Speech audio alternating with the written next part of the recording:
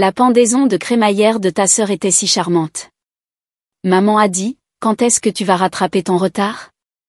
Je l'ai regardé et j'ai dit, j'ai organisé la mienne l'année dernière. Tu n'étais juste pas sur la liste des invités. Sa fourchette s'est figée en plein vol. Le silence qui a suivi était assourdissant. La fourchette de ma mère s'est littéralement arrêtée à mi-chemin de sa bouche. Un morceau de saumon grillé tenait précairement sur les dents. Le verre de vin de ma sœur, Mathilde, s'est figé à ses lèvres, et même mon beau-père, Michel, a levé les yeux de son téléphone pour la première fois de la soirée. J'avais attendu 3 ans pour prononcer ces mots. 3 longues années de commentaires passifs-agressifs, de piques subtils et d'être traité comme la déception de la famille. Et maintenant, assise dans ce bistrot trop cher que maman avait choisi parce qu'il était proche de la nouvelle maison de Mathilde, j'avais enfin mon moment. Mais laissez-moi revenir en arrière car cette histoire ne commence pas par un dîner. Elle commence par un schéma qui a débuté quand j'avais 12 ans et Mathilde 14 ans. Et il m'a fallu attendre mes 32 ans pour enfin m'en libérer. En grandissant, Mathilde était l'enfant prodige. Elle avait 2 ans de plus, était naturellement sportive, douée intellectuellement et avait ce charme facile qui faisait fondre les adultes devant elle. J'étais la discrète, la studieuse, celle qui passait plus de temps dans sa chambre à lire qu'à socialiser. Nos parents ont divorcé quand j'avais 10 ans, et quand maman s'est remariée avec Robert 2 ans plus tard, la dynamique n'a fait qu'empirer. Robert avait sa propre fille de son premier mariage, mais elle vivait à l'autre bout du pays avec sa mère. Mathilde est rapidement devenue sa fille de substitution, celle dont il pouvait être fier et qu'il pouvait gâter. Je suis devenue invisible. Mathilde est allée à l'université avec une bourse complète. Je suis allée à l'IUT et j'ai travaillé à temps partiel dans une librairie pour le financer. Mathilde a obtenu un poste bien rémunéré en marketing juste après ses études. J'ai eu du mal avec divers postes de vente et administratifs tout en essayant de comprendre ce que je voulais faire de ma vie. Mathilde s'est mariée avec son petit ami de fac, Marc, lors d'un mariage somptueux que maman et Robert ont en grande partie payé. J'étais toujours célibataire, selon les conversations familiales lors des dîners, je me concentrais sur ma carrière, ce qui était un code pour « elle ne peut pas garder un homme ». Le fait est que je n'avais pas autant de difficultés qu'il le pensait. Tandis que Mathilde vivait la vie de rêve que tout le monde attendait, je construisais tranquillement quelque chose de ma propre. J'avais toujours été douée avec les chiffres et j'avais un don pour comprendre les marchés financiers. J'ai commencé par faire de la comptabilité en freelance pour de petites entreprises, puis je me suis orientée vers le conseil financier. Je gagnais un bon salaire, mais je vivais modestement et je n'ai pas ressenti le besoin d'afficher ma réussite. Pendant ce temps, la vie parfaite de Mathilde a commencé à montrer des fissures. Marc s'est avéré moins ambitieux qu'elle ne l'avait espéré, content de son poste de cadre intermédiaire et de ses parties de golf le week-end. Leur mariage est devenu une série de publications passives-agressives sur les réseaux sociaux et d'achats de plus en plus coûteux conçus pour afficher un bonheur qui ne sonnait pas tout à fait juste. Mais rien de tout cela n'importait à maman et Robert. Mathilde était toujours la personne qui réussissait, celle qui avait un mari, une belle maison et une vie digne d'Instagram. J'étais toujours la déception, celle pour qui il devait trouver des excuses lors des réunions de famille. Le point de rupture est arrivé il y a 3 ans. Je sortais sérieusement avec quelqu'un pour la première fois depuis des années, un homme merveilleux nommé Alexandre, qui était architecte. Nous étions ensemble depuis 8 mois et j'étais vraiment heureuse. Je pensais que peut-être, enfin, j'aurais quelque chose qui ferait que ma famille me verrait différemment. J'ai emmené Alexandre à la fête d'anniversaire de Mathilde. C'était une grande fête. Elle avait loué une salle privée dans un restaurant haut de gamme, et tous ses amis et notre famille élargie étaient là. J'étais nerveuse mais excitée de présenter Alexandre à tout le monde. En 1 heure, il était clair que Mathilde l'avait dans sa ligne de mire. Elle monopolisait sa conversation, riait un peu trop fort à ses blagues et trouvait des excuses pour lui toucher le bras chaque fois qu'elle faisait une remarque. Quand j'essayais de me joindre à leur conversation, elle la redirigeait d'une manière ou d'une autre vers des sujets que je ne connaissais pas ou évoquait des souvenirs partagés avec Marc qui m'excluaient. Le pire était de voir le visage d'Alexandre s'illuminer quand elle lui parlait. Mathilde avait toujours eu cette qualité magnétique, et je pouvais le voir tomber sous son charme. À la fin de la soirée, il échangeait des cartes de visite avec elle, parlant d'un projet d'architecture sur lequel son cabinet de marketing travaillait. 2 semaines plus tard, Alexandre a rompu avec moi. Il a dit que nous n'étions pas compatibles à long terme et qu'il pensait que j'étais une personne vraiment gentille, mais qu'il ne voyait pas d'avenir pour nous. 3 mois après cela, j'ai vu des photos sur l'Instagram de Mathilde Del et Marc dînant avec Alexandre et sa nouvelle petite amie. Apparemment, ils étaient tous devenus de grands amis grâce à cette connexion professionnelle. Je n'ai jamais su si quelque chose d'inapproprié s'était passé entre Mathilde et Alexandre, mais cela n'avait pas d'importance.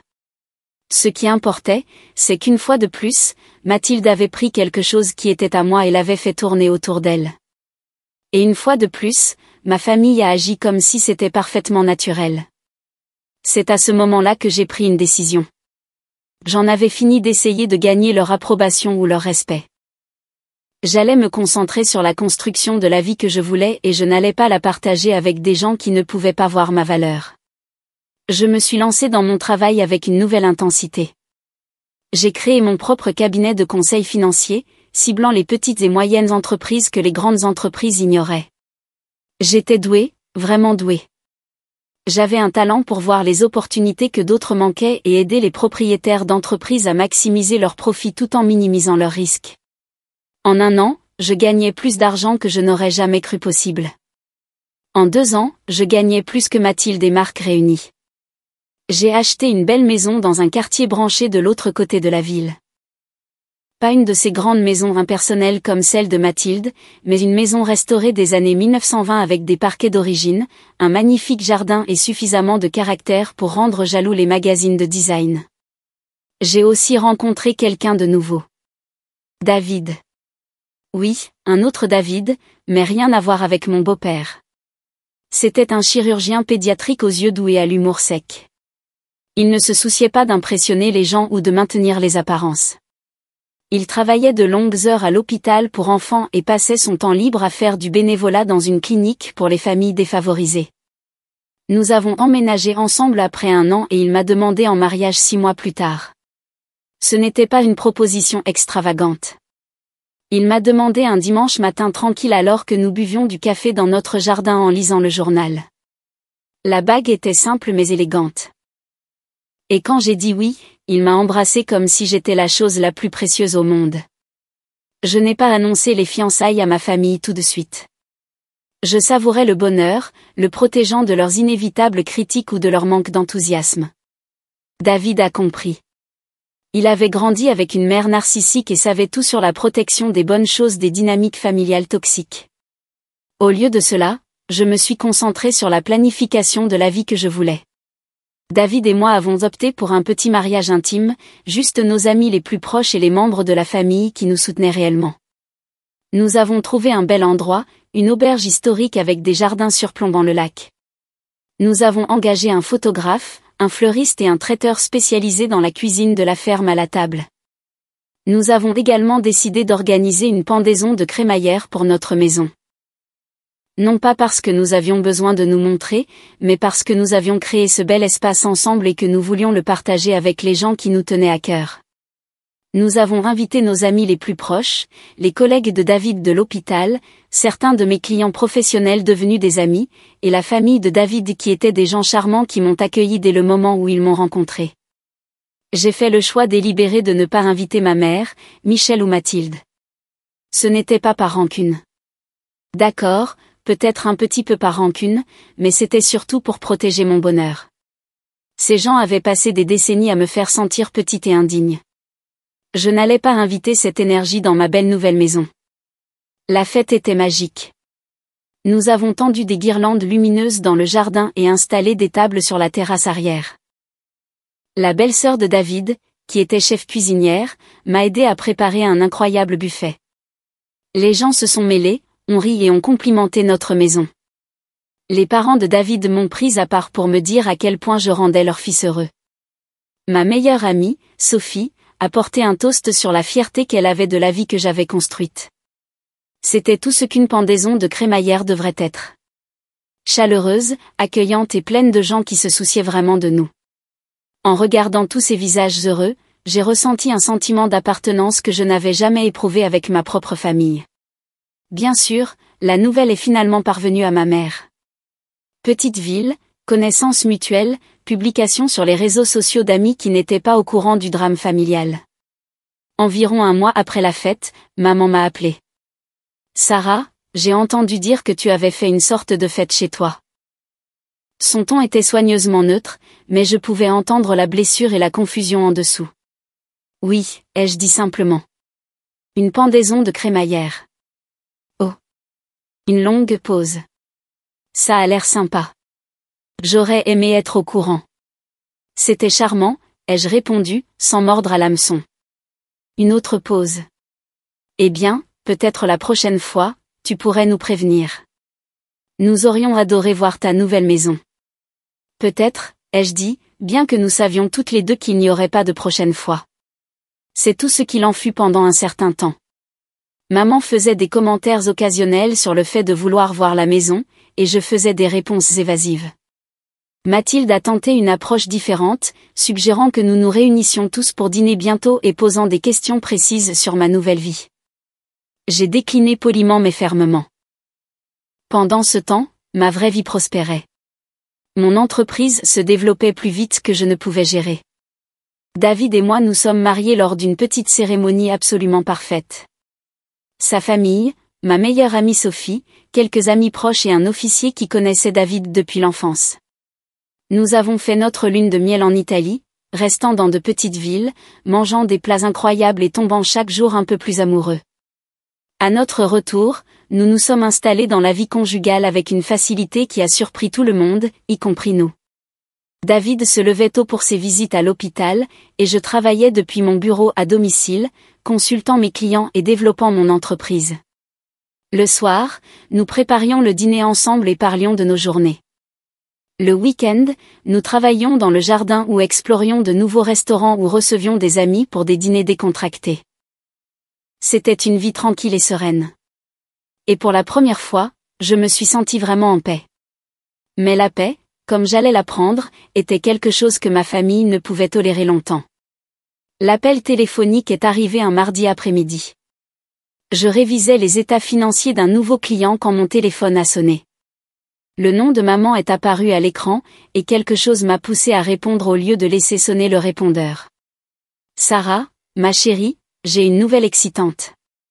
La voix de maman était plus joyeuse que d'habitude, ce qui m'a immédiatement mise en alerte. Oh, Mathilde et Marc ont acheté une nouvelle maison. Elle est absolument magnifique. 4 chambres, 3 salles de bain, une cuisine gastronomique et un garage pour 3 voitures. Elle est dans ce nouveau lotissement du nord de la ville. Tu sais, là où tous les jeunes professionnels déménagent. J'ai fait des murmures appropriés pendant qu'elle décrivait la maison en détail. Cela ressemblait exactement au genre d'endroit que Mathilde choisirait. Grand, cher et conçu pour impressionner plutôt que pour y vivre confortablement. Elle prévoit une pendaison de crémaillère le mois prochain, a poursuivi maman. Toute la famille est invitée, bien sûr. Je suis tellement excitée de voir tout le monde ensemble. Ça fait trop longtemps que nous n'avons pas tous été au même endroit. L'accent mis sur « tous » n'était pas subtil. C'était la façon de maman de s'assurer que je comprenais que je devais y assister et jouer le rôle de la petite sœur qui soutient. Ça a l'air sympa, ai-je dit. Tu viendras, n'est-ce pas? Mathilde m'a spécifiquement demandé de m'assurer que tu serais là. Elle est tellement excitée de montrer la maison. Bien sûr qu'elle l'était. Mathilde avait toujours eu besoin d'un public pour ses triomphes, et j'avais toujours été le faire-valoir parfait, la sœur moins réussie dont la présence faisait briller ses réalisations. Je devrais vérifier mon emploi du temps, ai-je dit. Oh, allons, Clara. C'est la famille. Tout ce que tu as à faire peut attendre. Ce rejet désinvolte de mon temps et de mes engagements était si typique que j'ai prescrit. Dans l'esprit de maman, mon travail, même s'il était maintenant plus lucratif que celui de Mathilde, n'était toujours qu'un passe-temps que je pouvais laisser de côté chaque fois que la famille exigeait ma présence. Je te ferai savoir, ai-je dit fermement. Eh bien, n'attends pas trop longtemps. Mathilde a besoin d'un nombre de personnes pour le traiteur. Après avoir raccroché, je suis restée assise dans mon bureau pendant longtemps, regardant le jardin que David et moi avions planifié ensemble. Une partie de moi voulait simplement refuser l'invitation et éviter tout cela. Mais une autre partie de moi était curieuse. Je voulais voir cette maison qui avait nécessité une telle production. Je voulais voir si Mathilde et Marc étaient aussi heureux qu'ils le prétendaient. Et peut-être, juste peut-être, je voulais voir comment ma famille réagirait à la personne que j'étais devenue. David m'a trouvé là quand il est rentré de l'hôpital ce soir-là. Tu as l'air pensive, a-t-il dit en déposant un baiser sur ma tête. Je lui ai parlé de l'appel téléphonique et de l'invitation. Il a écouté sans jugement, comme il le faisait toujours. Tu veux y aller, m'a-t-il demandé quand j'ai eu fini. Je ne suis pas sûre.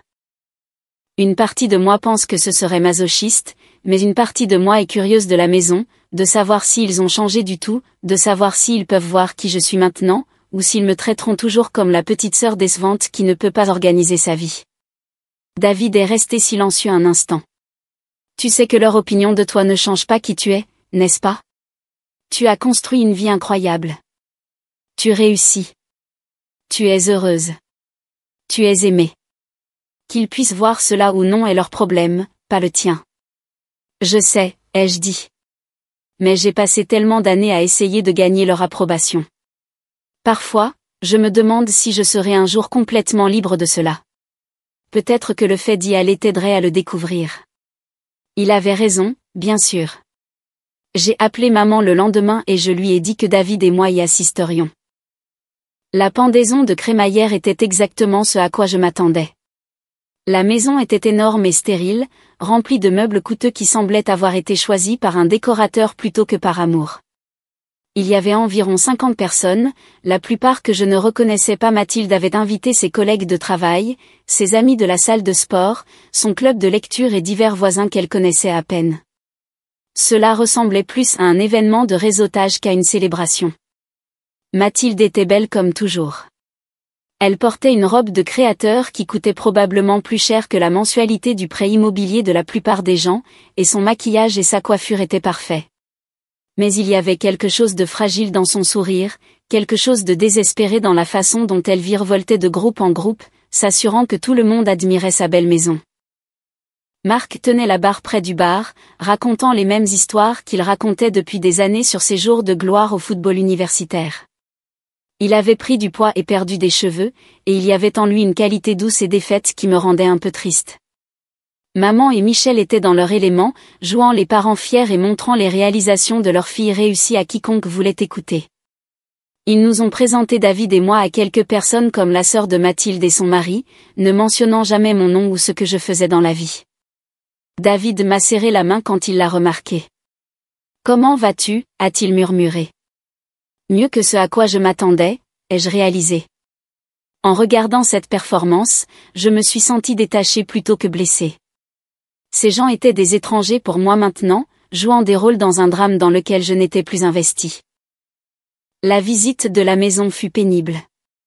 Mathilde conduisait des groupes d'invités à travers chaque pièce, soulignant les caractéristiques coûteuses et les touches de designer. La chambre principale avait un dressing plus grand que mon premier appartement. La cuisine avait des appareils de qualité professionnelle qui n'avaient clairement jamais été utilisés. La salle à manger formelle avait une table qui pouvait accueillir 12 personnes, mais elle semblait froide et peu accueillante. « Qu'est-ce que tu en penses ?» m'a demandé Mathilde quand nous nous sommes retrouvés seuls dans la cuisine un instant. « C'est très impressionnant, ai-je dit honnêtement. Je sais que c'est plus grand que ce à quoi tu es habitué, a-t-elle dit avec ce sourire condescendant familier. Mais Marc et moi planifions l'avenir. Nous voulons avoir des enfants, et nous voulons qu'ils aient de l'espace pour grandir. L'implication était claire. Ma maison était petite et inadéquate, adaptée uniquement à quelqu'un avec des ambitions limitées. Il y a 3 ans, ce commentaire m'aurait blessé. Maintenant, je n'ai fait que la plaindre. C'est magnifique, Mathilde. J'espère que tu y seras très heureuse. Quelque chose dans mon ton a dû la surprendre car elle m'a regardé de plus près. Tu sembles différente, a-t-elle dit. Ah oui. Plus confiante. Je suppose que ça te va bien. C'était probablement la chose la plus proche d'un compliment qu'elle m'ait jamais donné, et je me suis sentie sincèrement touchée. Merci, ai-je dit. Je suis heureuse. Bien, a-t-elle dit, et un instant, elle a presque semblé le penser. Le reste de la fête s'est déroulé sans incident. David a charmé toutes les personnes qu'il a rencontrées, y compris mes parents, qui semblaient réellement impressionnés par ses réalisations et sa dévotion évidente envers moi. Nous sommes partis tôt, prétextant qu'il avait une opération tôt le lendemain matin. Alors, a demandé David en rentrant à la maison, c'était exactement ce à quoi je m'attendais, cher, impressionnant et complètement vide de toute chaleur ou personnalité réelle. Et comment te sens-tu à ce sujet? J'y ai réfléchi, soulagé, en fait. Je pensais vouloir cette vie, la grande maison, le mariage parfait, l'approbation de la famille. Mais en la voyant de près, j'ai réalisé que cela me rendrait malheureuse, même si cela s'accompagnait du respect de ma famille, surtout à ce moment-là, car cela signifierait que j'aurais dû devenir quelqu'un que je ne suis pas pour gagner quelque chose qui aurait dû être donné librement. Nous avons roulé le reste du chemin dans un silence confortable. Quand nous nous sommes garés dans notre allée, j'ai regardé notre maison, notre belle, modeste, pleine de caractère maison, et j'ai ressenti une vague de gratitude. C'était chez moi. C'était suffisant. C'était tout. Je pensais que ce serait la fin. J'avais vu la nouvelle vie de Mathilde, confirmé que je n'en voulais pas, et prouvé à moi-même que j'avais dépassé le besoin de la validation de ma famille. Affaire classée. Mais les familles, surtout les dysfonctionnelles, ne lâchent pas si facilement. Les commentaires ont commencé quelques semaines après la fête. Maman appelait et mentionnait avec désinvolture à quel point Mathilde était excitée à l'idée de décorer sa nouvelle maison ou à quel point Marc parlait d'acheter un bateau pour aller avec le garage pour 3 voitures. Il y avait des pics subtils sur ma petite maison et des questions sur le moment où David et moi envisagions de nous améliorer. Mathilde a commencé à publier plus fréquemment sur les réseaux sociaux, documentant chaque achat coûteux et chaque projet d'amélioration de la maison. Nouveaux meubles, aménagement paysager professionnel, une rénovation de la cuisine déjà parfaite. Chaque publication semblait conçue pour présenter un mode de vie de plus en plus extravagant et franchement insoutenable avec leur salaire. J'ai commencé à me demander d'où venait l'argent. Mathilde gagnait bien sa vie en marketing, mais pas assez pour soutenir ce niveau de dépenses. Le salaire de Marc était décent, mais rien de spectaculaire. La maison seule devait avoir mis leur budget à rude épreuve, et il semblait ajouter des dépenses chaque semaine. Mes soupçons ont été confirmés lorsque David et moi avons rencontré Marc au supermarché un samedi matin. Il avait l'air fatigué et stressé. Et quand David a mentionné quelque chose à propos de la belle nouvelle maison, le sourire de Marc était forcé. « Oui, c'est super », a-t-il dit. Un peu plus que ce que nous avions prévu financièrement parlant, mais Mathilde a à cœur de la rendre parfaite. Ces choses finissent par s'arranger, a dit David diplomatiquement. J'espère bien. Entre vous et moi, je prends des heures supplémentaires au travail et j'envisage un emploi le week-end. Les remboursements de prêts sont importants. J'ai ressenti un pincement de sympathie pour lui. Marc n'était peut-être pas la personne la plus ambitieuse du monde, mais il était fondamentalement honnête, et je pouvais voir le stress le ronger. Si jamais vous avez besoin de conseils financiers, me suis-je surprise à dire, je fais du conseil. Je pourrais peut-être vous aider à élaborer un budget qui fonctionne. Le visage de Marc s'est illuminé d'une gratitude sincère. Vraiment? Ce serait génial. Mathilde ne cesse de dire, nous avons juste besoin de gagner plus d'argent, mais je pense que nous devrions plutôt dépenser moins. Nous avons échangé nos numéros et je lui ai dit de m'appeler s'il voulait en parler. Alors que nous rentrions à la maison, David secoua la tête. Tu réalises que Mathilde va détester ça, n'est-ce pas? Sa petite sœur qui aide son mari avec des problèmes d'argent. Probablement, mais Marc a l'air de se noyer, et je ne peux pas juste regarder ça se produire. Même après tout, Marc ne m'a jamais rien fait. Son seul crime a été d'épouser ma sœur. David rit. Tu es une meilleure personne que moi. Je le laisserais probablement couler juste pour l'embêter. Non, tu ne le ferais pas. Tu ferais la même chose que moi parce que c'est la bonne chose à faire.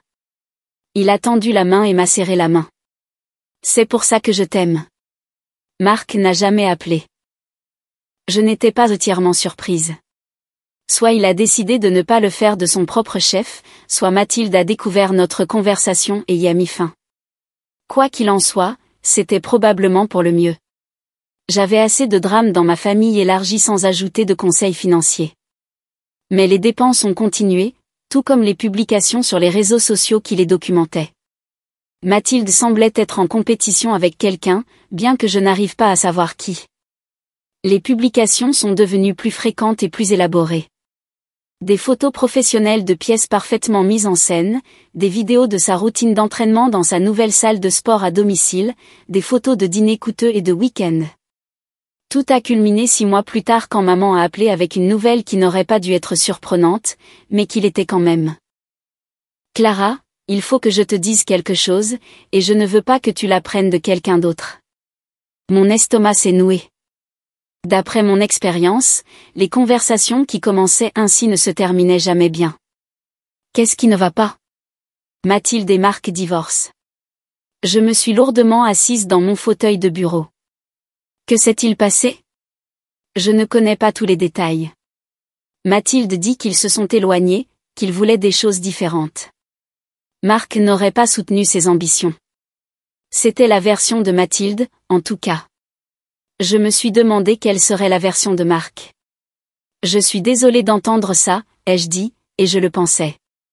Quels que soient mes problèmes avec Mathilde, je ne lui souhaitais pas de malheur. Elle traverse une période difficile, a poursuivi maman. La maison est trop chère pour qu'elle la gère seule, et Marc est difficile concernant le règlement du divorce.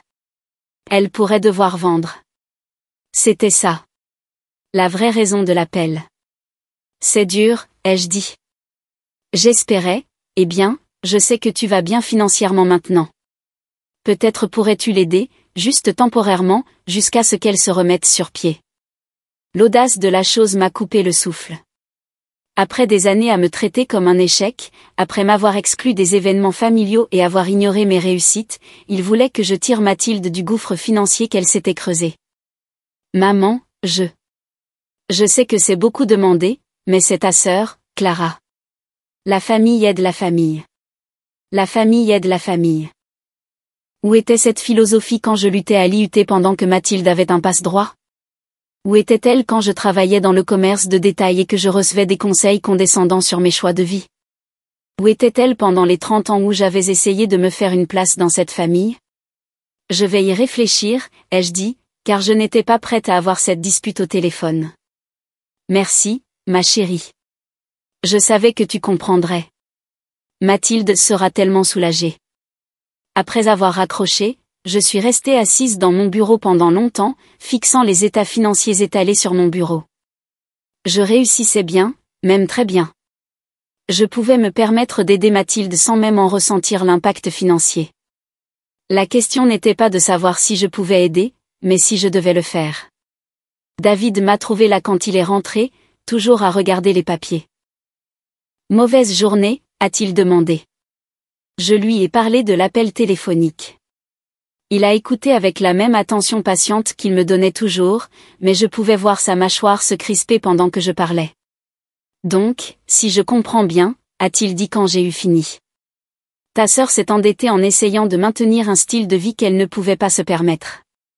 Elle divorce en partie à cause du stress financier qu'elle a créé, et maintenant ta mère veut que tu paies pour ses erreurs. C'est à peu près ça. Et qu'a dit ta mère de toutes les fois où tu aurais pu avoir besoin d'aide? Toutes les fois où Mathilde a eu un soutien que tu n'as pas eu? Rien, parce que c'est différent, apparemment. David s'est assis en face de moi. Clara, tu sais, je soutiendrai quelle que soit ta décision, mais je dois te demander, que penses-tu qu'il se passerait si tu disais non? Ils seraient en colère, déçus. Ils arrêteraient probablement de me parler complètement. Et ce serait une perte? C'était une question juste. Qu'est-ce que je perdrais exactement? Des appels téléphoniques occasionnels où l'on me faisait sentir inadéquate. Des invitations à des événements où l'on me traitait comme une roue de secours. Le privilège d'être le bouc émissaire de la famille. Je ne sais pas, ai-je dit honnêtement. Une partie de moi pense que ce serait un soulagement, mais c'est toujours ma famille. Être lié à quelqu'un ne leur donne pas le droit de te traiter mal, et ça ne t'oblige pas à cautionner leurs mauvaises décisions. Il avait raison, bien sûr, mais savoir quelque chose intellectuellement et le ressentir émotionnellement sont deux choses différentes. J'ai passé les jours suivants à me débattre avec la décision. J'ai parlé à Sophie, ma meilleure amie, qui était d'un franc-parler caractéristique. Tu es folle, a-t-elle dit quand je lui ai parlé de la demande de maman. Ces gens t'ont traité comme une merde pendant des décennies, et maintenant ils veulent que tu paies pour le privilège. Dis-leur d'aller se faire voir. Mais je me suis aussi retrouvée à penser à Marc, qui semblait si stressé et accablé au supermarché. Et malgré tout, je plaignais Mathilde. Le divorce est difficile pour tout le monde, même pour les personnes qui l'entraînent elles-mêmes. Finalement, c'est une conversation avec la sœur de David, Emma, qui m'a aidé à voir les choses clairement. Emma était une thérapeute spécialisée dans les dynamiques familiales, et elle avait une façon de traverser la confusion émotionnelle pour arriver au cœur des choses. La question n'est pas de savoir si tu peux te permettre d'aider, a-t-elle dit un soir au dîner. La question est de savoir si aider serait réellement utile. Qu'est-ce que tu veux dire? Si tu sors Mathilde de cette situation, qu'apprend-elle? Que ses choix n'ont pas de conséquences? Qu'elle peut toujours compter sur les autres pour résoudre ses problèmes? Est-ce que c'est vraiment l'aider? Ou est-ce que c'est juste l'encourager à continuer à prendre de mauvaises décisions? Mais si je n'aide pas, elle pourrait perdre sa maison. Elle pourrait perdre la maison qu'elle a achetée avec de l'argent qu'elle n'avait pas pour impressionner des gens qu'elle n'aime même pas. Serait-ce vraiment la pire chose au monde? Emma avait raison. Aider Mathilde à éviter les conséquences de ses choix ne lui apprendrait rien ni ne changerait son comportement. Cela ne ferait que retarder le règlement et probablement l'aggraverait quand il finirait par arriver. J'ai appelé maman le lendemain et je lui ai dit que je ne donnerais pas d'argent à Mathilde. La réaction fut à peu près ce à quoi je m'attendais, blessure, colère, accusation d'égoïsme et de déloyauté. Maman a pleuré et a dit qu'elle était déçue de moi. Michel a pris le téléphone et m'a fait la morale sur les obligations familiales. Mathilde elle-même a appelé plus tard dans la semaine, et notre conversation a été encore pire. Je n'arrive pas à croire que tu m'abandonnes comme ça, a-t-elle dit, la voix emplie de larmes. Je suis ta sœur, Clara. Comment peux-tu me voir tout perdre et ne pas t'en soucier?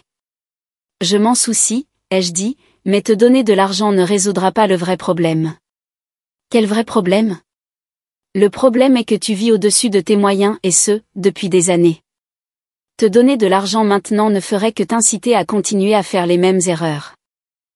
Alors, tu vas me laisser perdre ma maison pour me donner une leçon? Quel genre de personne fait ça? Le genre de personne qui a appris que parfois l'amour signifie dire non. Elle m'a raccroché au nez. Les mois suivants ont été difficiles. Mathilde a fini par perdre sa maison. Elle ne pouvait pas se permettre les remboursements de prêts hypothécaires seule, et Marc a refusé de continuer à payer pour une maison où il ne vivait pas. Elle a déménagé dans un appartement plus petit de l'autre côté de la ville et a dû vendre la plupart des meubles coûteux qui ne rentraient pas. Maman et Michel étaient furieux contre moi. Ils ont clairement indiqué qu'ils me reprochaient les difficultés de Mathilde et que je n'étais plus la bienvenue aux réunions de famille. L'ironie ne m'a pas échappé. J'étais punie pour le même comportement qu'ils avaient toujours récompensé chez Mathilde, veiller à mes propres intérêts. Mais quelque chose d'inattendu s'est produit au fil des mois. Sans la pression de maintenir ce style de vie coûteux, Mathilde a commencé à paraître plus légère, d'une certaine manière. Ses publications sur les réseaux sociaux sont devenues moins fréquentes et plus authentiques. Au lieu de montrer des achats coûteux, elle a posté des photos de livres qu'elle lisait, de promenades qu'elle faisait, de repas qu'elle préparait dans la petite cuisine de son appartement. Elle a trouvé un nouvel emploi dans une plus petite entreprise qui payait moins, mais offrait un meilleur équilibre entre vie professionnelle et vie privée. Elle a commencé une thérapie pour faire face au divorce et à son stress financier. Elle a adopté un chien de refuge, un petit bâtard hirsute nommé Charlie, qui apparaissait dans presque toutes les photos qu'elle publiait, généralement l'air absolument ravi d'être en vie. 6 mois après que le divorce soit devenu définitif, je l'ai rencontrée au marché des producteurs du centre-ville. Elle achetait des légumes et avait l'air sincèrement heureuse pour la première fois depuis des années. Clara, a-t-elle dit, et il n'y avait pas de colère dans sa voix, juste de la surprise. Salut, Mathilde, comment vas-tu? Bien, en fait. Vraiment bien. Elle a désigné son sac de courses rempli de produits frais. J'apprends à cuisiner. Il s'avère que c'est une sorte de thérapie. C'est super. Tu as l'air apaisée. Elle a ri. Ce n'est pas un mot que quiconque a déjà utilisé pour me décrire, mais oui, je pense que je le suis. Perdre la maison a été terrible à l'époque, mais cela m'a forcé à comprendre ce que je voulais réellement au lieu de ce que je pensais devoir vouloir. Et qu'est-ce que tu veux? La simplicité. Je pense qu'une vie qui me convient au lieu d'une qui a l'air bien de l'extérieur. Nous avons parlé encore quelques minutes, et ce fut la conversation la plus sincère que nous ayons eue depuis des années. Quand nous nous sommes séparés, elle m'a serré dans ses bras. J'étais vraiment en colère contre toi de ne pas m'avoir aidé, a-t-elle dit. Mais je pense que tu avais raison. J'avais besoin de résoudre ça par moi-même. Ce n'était pas exactement des excuses, mais c'était une reconnaissance, et c'était plus que ce que je n'avais jamais espéré obtenir. Cela nous amène à il y a 3 semaines quand maman a appelé avec une autre invitation. J'emmène Mathilde dîner pour son anniversaire, a-t-elle dit. Juste une petite célébration dans ce nouveau restaurant du centre-ville. Tu voudrais nous rejoindre? C'était une branche d'olivier, et nous le savions toutes les deux. Maman était prête à me réintégrer dans le cercle familial maintenant que la crise était passée et que j'avais prouvé que j'avais eu raison de ne pas encourager les mauvais choix de Mathilde. J'y réfléchirai, ai-je dit. S'il te plaît, fais-le. Cela signifierait beaucoup pour Mathilde et pour moi. Finalement, j'ai décidé d'y aller. Non pas parce que j'étais impatiente de me réintégrer dans la dynamique familiale, mais parce que j'étais curieuse de voir comment les choses avaient changé, et peut-être parce que je voulais me tester pour voir si je pouvais m'asseoir à cette table et maintenir les limites que j'avais tant travaillé à établir. Ce qui nous amène à hier soir, assise dans ce bistrot trop cher, écoutant maman s'extasier sur la pendaison de crémaillère de Mathilde de l'année précédente. La pendaison de crémaillère de ta sœur était si charmante, a dit maman, coupant son saumon. Quand est-ce que tu vas rattraper ton retard? La question m'a frappée comme une gifle. Nous étions censés célébrer l'anniversaire de Mathilde et un nouveau chapitre. Et maman n'a pas pu s'empêcher de me lancer une pique. Après tout ce qui s'était passé, après que Mathilde elle-même ait reconnu que son ancienne vie avait été insoutenable, maman la maintenait toujours comme la norme à laquelle je devais aspirer. C'est là que j'ai réalisé que rien n'avait vraiment changé. Maman était peut-être prête à me réintégrer à table, mais elle me voyait toujours comme la fille décevante qui devait rattraper sa sœur qui réussissait. Le fait que le succès de Mathilde ait été bâti sur la dette et l'illusion n'avait pas d'importance. Le fait que j'ai construit une vie véritablement stable et heureuse ne comptait pas. Je l'ai regardée assise là, sa fourchette levée, attendant que je m'excuse pour ma petite maison, ma vie plus tranquille, mes choix différents, et j'ai réalisé que j'en avais fini de m'excuser. J'ai organisé la mienne l'année dernière, ai-je dit calmement. Tu n'étais juste pas sur la liste des invités. Sa fourchette s'est figée en plein vol. Le silence qui a suivi était profond. Le verre de vin de Mathilde s'est arrêté à ses lèvres. Michel a levé les yeux de son téléphone avec un véritable choc. Même d'autres convives semblaient sentir que quelque chose d'important s'était produit. Le visage de maman a exprimé plusieurs émotions. Confusion, blessure, colère, et finalement une sorte de dignité blessée. Je ne comprends pas, a-t-elle dit finalement. J'ai acheté une maison il y a 2 ans. David et moi avons fait une pendaison de crémaillère l'année dernière. C'était charmant. Environ 40 personnes, toutes des gens qui se soucient réellement de nous. Tu n'étais pas invité parce que tu as passé les 30 dernières années à faire comprendre que tu ne te soucies pas de ma vie, à moins que cela ne te fasse bien paraître. Clara, a dit Mathilde doucement. Peut-être devrions-nous. Non, ai-je dit, ne quittant pas maman des yeux. Je suis fatiguée de faire semblant que c'est une dynamique familiale normale. Je suis fatiguée d'être traitée comme un prix de consolation et ensuite d'être censée être reconnaissante pour des miettes d'attention. Les yeux de maman se sont remplis de larmes. Comment peux-tu dire ça? Tu es ma fille. Je t'aime. Est-ce vrai? Parce que l'amour n'est pas seulement un sentiment, maman. Ce sont des actions. C'est être présente. C'est être fière de quelqu'un pour qui il est, pas déçue de lui pour qui il n'est pas. Je suis fière de toi, a-t-elle dit. Mais sa voix manquait de conviction. Quand as-tu jamais été fière de moi? Quand j'ai obtenu mon diplôme universitaire en travaillant 2 emplois, quand j'ai créé ma propre entreprise, quand je me suis mariée avec un homme merveilleux qui m'aime, parce que je ne me souviens d'aucune célébration pour ces choses. Les larmes coulaient maintenant librement. Je ne savais pas que tu ressentais ça. C'est parce que tu n'as jamais demandé. Tu étais trop occupée à me comparer à Mathilde et à me trouver déficiente. Je me suis tournée vers Mathilde, qui fixait son assiette, et tu as acquiescé parce que cela te faisait te sentir spéciale d'être la favorite. Mathilde a levé les yeux et j'ai vu quelque chose qui aurait pu être de la honte dans ses yeux. Clara, je ne t'en veux pas pour ça, ai-je continué. Nous étions des enfants, et les enfants prennent l'amour partout où ils peuvent l'obtenir, mais nous sommes adultes maintenant, et j'en ai fini de jouer à ce jeu, je me suis levée et j'ai posé ma serviette sur la table. J'ai une belle maison avec un mari qui m'adore, une entreprise prospère que j'ai bâtie moi-même. J'ai des amis qui me valorisent et une vie qui me rend heureuse. Je n'ai pas besoin de rattraper qui que ce soit parce que je ne suis pas dans une course. J'ai sorti mon portefeuille et j'ai laissé suffisamment d'argent pour couvrir mon repas et un généreux pourboire. Joyeux anniversaire, Mathilde, ai-je dit. J'espère sincèrement que tu trouveras ce que tu cherches. Et puis je suis sortie.